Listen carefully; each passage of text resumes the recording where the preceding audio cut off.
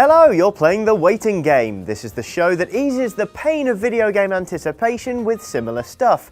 It's like we're a big cultural epidural and you're a pregnant lady. Being fired out of the womb today... The Elder Scrolls Online. Yes, the franchise you know and love, famous for its huge game worlds, is reimagining the lot and smashing it into one vast, massively multiplayer online game. Giving you free reign over the entire realm of Tamriel, you join one of three warring factions about 1,000 years before the events of Skyrim. The Aldmeri Dominion, the Bosmer, and the Ebonheart Pact are all fighting for the Emperor's throne when along comes the Daedric Prince Molag Bal to try and, well, destroy everything. So before you set about grinding your way through the landscape of Tamriel, whatever can you do to whet your appetite?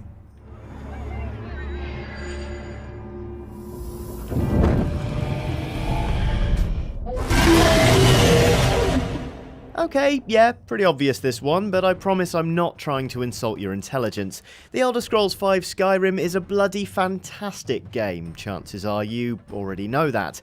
If you really want to use it to get prepped for the Elder Scrolls Online though, you should pick it up on PC and get yourself into modding.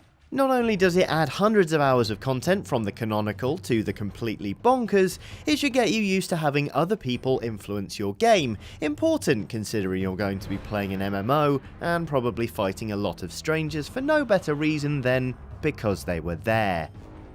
We also do a show on Skyrim mods. It's called Top 5 Skyrim Mods of the Week, which is original. Sure. Somewhere between a threatening stare and the soldier's arm to the teeth. Yeah, you had me. If you like the idea of learning how to get along with others in the online open world, but don't feel Skyrim mods go far enough, however, chances are you'll need something a bit more hands-on. For that, I can thoroughly recommend Red Dead Redemption's multiplayer mode. It's great to tool around in, you can posse up and go on raids against computer flashpoints, and it's got a slightly more relaxed pace than the more recent Grand Theft Auto Online. Work for British Gas, do ya? You wanker. It's basically the closest thing you're going to get to an MMO without actually getting embroiled in one. Because let's face it, if you're waiting for a massively multiplayer game to come out, the last thing you want to do is throw yourself headlong into another one. Now, obviously, running around in the Wild West as cowboys and shooting each other's horses in the head is a pretty far cry from the Elder Scrolls. Let's take a look at that story one more time, shall we? Now, Molag Bal is an evil chappie who gets referenced in Skyrim. You can even bag his mace after doing a little quest if you like. I give you its true power, mortal. Anyway, his deal is basically the conquest and enslavement of mortals. He tries to spread discord and conflict throughout the mortal realm, hoping to then harvest the tasty souls of mortals after that. Now, I have a soul in oblivion that needs claiming. Take care of the house while I'm gone. And apart from the whole soul-eating bit, that kind of sounds like a fellow called Sauron. Lord of the Rings is the incredibly popular trilogy of books by J.R.R. Tolkien, arguably the most significant fantasy work ever. It's also been adapted for the screen, in case you're wondering why books can suddenly move.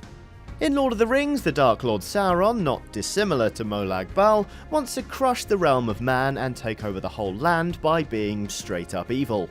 While he doesn't physically feature much at all in Lord of the Rings, Sauron's constant menace is nonetheless enough to drive the action forward, much in the same way our Daedric friend will form the backdrop to the Elder Scrolls Online's three-way civil conflict.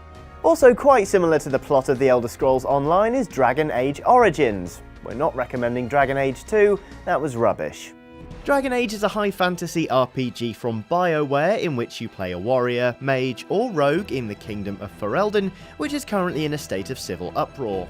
It's up to you to unite the land in order to fight off invading demonic forces. To be honest, it all sounds like a bit of a ball ache, but trust me when I say it's actually really rather rewarding to play.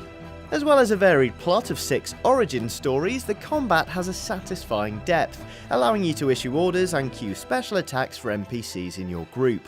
As accomplished as Dragon Age Origins is, however, it would still be nowhere without its spiritual predecessor, Baldur's Gate. Also developed by BioWare, Baldur's Gate is a franchise launched in 1998 and famed for bringing new life to computer-based RPGs. It's crammed with NPCs, dialogue, player choices, and a reputation system. Features now common fare in RPGs, to be sure, but playing through the series that sparked it all is an excellent way to understand the genre you're throwing yourself toward in The Elder Scrolls Online, even if the relative scales are pretty wildly divergent. Best of all, the first two Baldur's Gates have recently been re-released on PC, Mac, Android and iOS in enhanced editions. Hooray! And if all that page turning and button bashing has tired out your hands but not your appetite for violence, you could always watch some Vikings mash each other's heads in with axes.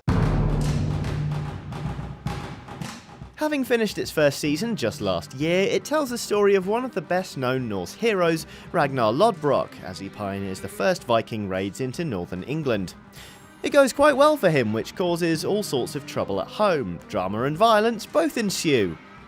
So chances are your adventures in The Elder Scrolls Online won't have someone coveting your wife or envying how fast your longboats are, but Vikings is still a fairly entertaining romp and will at least help you kill some time before The Elder Scrolls Online launches. Speaking of which, I hope you make it till launch day because I'm off now. As ever, if you want to check out the stuff we discussed in this episode, follow the link on screen now for an Amazon list. I'll be back next week, but in the meantime, feel free to make your own recommendations by leaving a comment or tweeting with the hashtag GSWaitingGame. See ya!